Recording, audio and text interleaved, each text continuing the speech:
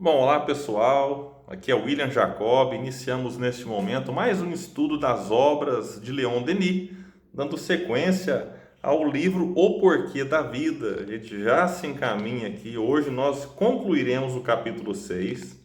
Ficamos vários estudos nele porque é um capítulo muito importante. E já no próximo vídeo nós iniciaremos então o capítulo 7, o objetivo supremo, que de certa forma, não, ele é o penúltimo capítulo, depois provas experimentais e por fim a conclusão. Então já estamos próximos aí do fim desse nosso estudo. Quem quiser mandar alguma mensagem, aqueles que acompanham na Rádio Fraternidade, pode mandar aí para o Rubens. Aqueles que acompanham no meu canal, pode deixar o comentário. Se tiverem alguma sugestão, qual obra vocês gostariam que eu estudasse com vocês, como o próximo livro aí. O que vocês gostariam de ouvir? A gente já estudou lá na rádio o Depois da Morte. Foram mais de 200 estudos nós fizemos lá. E tem muitos outros livros bons de Leon Denis. Então vamos ver o que vocês aí sugerem. E hoje nós falaremos a respeito ainda das condições que reencarnamos, né? As condições aqui mais, digamos, sociais. Em qual classe social é mais fácil ou mais difícil para progredir, já que o nosso objetivo encarnado é o progresso. Então, a gente falou aqui no último episódio das dificuldades de se viver na miséria, na pobreza extrema, ter que lidar com a resignação, enfim, tá? No estudo anterior. No penúltimo, nós falamos das provas da riqueza. Tem as suas vantagens, tem as suas desvantagens. E hoje nós falaremos então daquilo que Leon Denis considera a mais conveniente.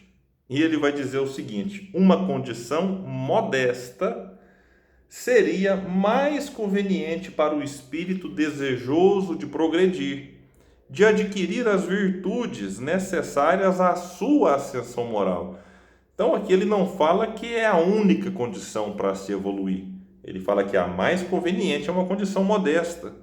É a condição, na opinião dele, nós podemos concordar ou discordar, a ideal. E ele vai explicar por que ele considera isso. Diz ele: longe do turbilhão dos prazeres mentirosos, ele julgará melhor a vida.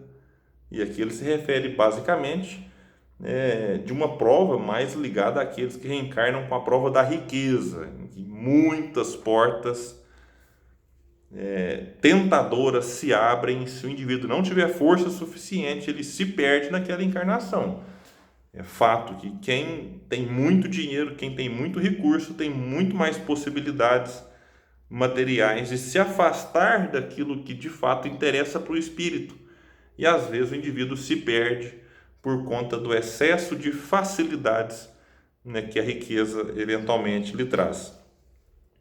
Pedirá à matéria, nesse caso aqui quem reencarna na condição mais modesta, pedirá à matéria o que é necessário à conservação de seus órgãos, mas evitará cair em hábitos perniciosos, tornar-se a presa de inumeráveis necessidades factícias que são os flagelos da humanidade. Será sóbrio e laborioso, contentando-se com pouco, prendendo-se acima de tudo aos prazeres da inteligência e às alegrias do coração. Tem uma questão do Livro dos Espíritos que diz que mais rico não é aquele que mais tem, mas aquele que menos precisa. Então, esse conceito de riqueza, ele, claro, existe alguns índices para medir quem é rico, quem é milionário, existe isso. Mas, de certa forma, a gente tem que observar que, às vezes, a pessoa com, por exemplo, 3 mil reais, ela consegue viver e considerar aqueles 3 mil reais uma quantidade suficiente para atender às suas necessidades.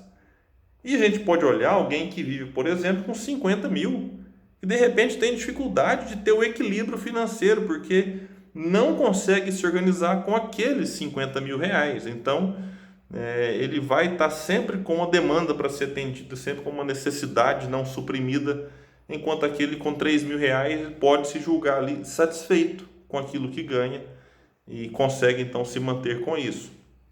E a gente vive numa loucura, num mundo em que os desejos surgem de maneiras desenfreadas, e a gente sempre querendo mais, trabalhando mais, abrindo mão do cuidado com o próprio corpo, e não temos tempo para atividade física, não temos tempo para uma leitura edificante, não reservamos um período do dia para nos conectar com a espiritualidade através de um estudo de uma obra edificante, e aí pode ser um livro espírita ou não espírita. Enfim, é uma sociedade, eu li um livro recentemente, chama Sociedade do Cansaço, em que a gente nunca está satisfeito com o que tem e vive sempre pensando em novas formas de ganhar mais, de produzir mais, de adquirir maior produtividade, e isso está adoecendo a sociedade, levando para aquilo que se chama síndrome de burnout ou depressão ou algum outro tipo de transtorno. E daqui a pouco seremos convidados pela própria doença, por dificuldades extras, a parar um pouco para descansar.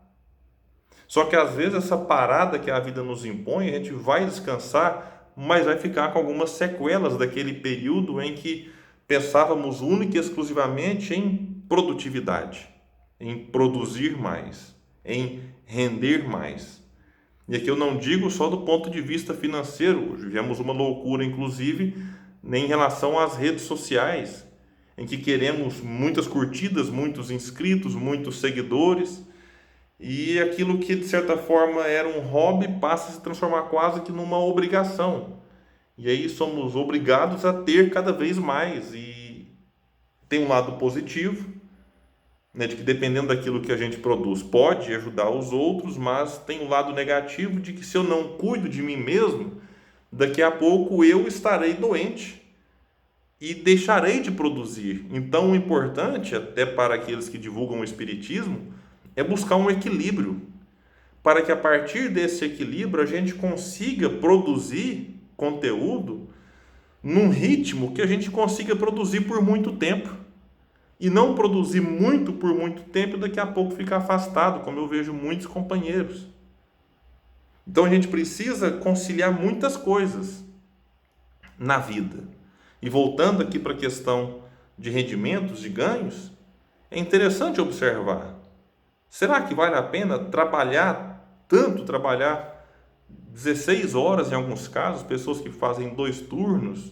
Eu sei que muitos fazem isso porque, de fato, fazem para sobreviver, para garantir o sustento e o ganha-pão dos filhos que estão em casa, estão com algumas pessoas, mas às vezes a gente faz isso sem tanta necessidade, naquela ideia de que eu vou fazer isso enquanto eu estou novo, porque eu não precisava, mas eu faço isso para garantir uma reserva e no futuro poder aposentar mais cedo. Mas será que a gente vai dar conta? Será que essa tentação eu vou parar com 50 anos, mas aí com 50 anos eu continuo trabalhando 16 horas por dia, em 2 turnos, 2 empregos? E será que com 50 anos eu vou ter a consciência de que, mas daqui para frente eu posso viver só com a metade e com o que eu já acumulei? Ou eu vou continuar sempre com essa ilusão de que, não, eu tô sadio ainda, eu estou jovem, vou até os 55, com 55 a gente vai jogar para 60, e aí surgem outras necessidades, a preocupação com acumular para os filhos, quando na verdade a gente está preocupado em acumular para si mesmo, adiando sempre uma aposentadoria que sabe-se lá se nós conseguiremos aproveitar essa aposentadoria com saúde, com equilíbrio. Então não estou aqui para dizer trabalhe X ou Y horas. Cada um de nós tem que ter a maturidade de reconhecer aquilo que pode produzir, aquilo que é importante para a sua vida, mas sempre analisando aquilo que às vezes cai na conta do exagero, porque tudo que é no exagero vai cobrar o seu preço. Se eu exagero agora e falo, não trabalho mais, mesmo tendo saúde, mesmo podendo trabalhar, tendo a oportunidade, porque tem pessoa que não trabalha porque não tem emprego, não consegue, isso é diferente. Mas quando eu decido não trabalhar mais, vou ficar de braços cruzados o dia inteiro, é um exagero, e que talvez daqui a pouco cobrará o seu preço. Mas se eu decido trabalhar além da conta, também é um exagero, que vai ter a sua consequência. Então o que Denis nos fala é que a gente mantenha uma certa sobriedade, que a gente É claro que em muitos casos não dá para simplesmente a pessoa vive numa vida financeiramente de muita penúria, de muita dificuldade, e ela fala assim: ah, não, agora eu quero ter uma vida modesta, como propõe Leon Denis. Nem sempre depende só do esforço dela. Nós já trabalhamos essa ideia aqui no estudo anterior. Tem pessoas que têm dificuldades estruturais gigantescas. Não dá para simplesmente ela falar: ah, eu li Leon Denis falando que uma condição mais modesta seria o ideal. E a partir de manhã ela sai da classe ali extremamente pobre e vai para uma classe média. Não é tão simples assim. Assim como não é para aquele que reencarnou numa família milionária, de repente ele falar: não, a partir de amanhã eu vou para essa condição mais modesta. Mas é importante a gente, independente da situação em que estamos, entender que é possível progredir, é possível trabalhar o egoísmo e o orgulho, que são as chagas da humanidade. Meus amigos, e para encerrar esse estudo de hoje, encerrar o capítulo 6, eu não podia deixar de ler aqui um dos trechos mais belos que eu acho da obra O Porquê da Vida, que é quando ele vai falar praticamente de como seria a morte de um justo. Vejam o que ele vai dizer. E quando, enfim, após uma existência bem preenchida, a hora solene chegar, é com calma, sem pesar, que acolherá a morte. A morte que os humanos envolvem com um aspecto sinistro. A morte, pavor dos poderosos e dos sensuais. E que, para o pensador austero, é apenas a libertação, a hora da transformação, a porta que se abre para o império luminoso dos espíritos. Este limiar das regiões supraterrestres, ele o transporá com serenidade. Sua consciência, desligada das sombras materiais, se erguerá diante dele como um juiz, representante de Deus, perguntando-lhe: que fizeste de tua vida? Essa é uma pergunta interessantíssima. A gente precisa se fazer ela ao longo da vida, não é só hoje não. Guardem esta pergunta para se fazerem aí agora. Sempre quando a gente acaba um ano ou inicia um ano, surgem muitas reflexões importantes e vale a pena a gente colocar essa. Que fizeste de tua vida? Que fizeste do ano que acabou, que está acabando? Não sei quando vocês vão assistir esse estudo. O que a gente está fazendo da vida? E ele, o homem justo, responderá: lutei, sofri, amei, ensinei o bem, a verdade, a justiça. Dei aos meus irmãos o exemplo da retidão, da doçura. Aliviei os que sofrem, consolei os que choram. E agora que o Eterno me julgue, eis-me em suas mãos. Meus amigos, é uma mensagem belíssima. Eu adoro a forma como Leon Denis encerra a grande maioria dos capítulos de todos os seus livros. Quase sempre ele traz uma mensagem de esperança, de motivação, em que a gente lê, reflete e sai da leitura disposto a ser uma pessoa melhor. Sai da leitura disposto a se doar um pouco mais. E é com esse sentimento, com esse desejo, que eu encerro este estudo, o 30º do livro Porquê da Vida, convidando a todos vocês a continuarem conosco, a divulgar esse nosso trabalho, a ler, pegar o livro e estudar, porque Leon Denis é realmente um autor especial que nos traz reflexões especiais. Muito obrigado, até o nosso próximo estudo das obras de Leon Denis, o apóstolo do Espiritismo.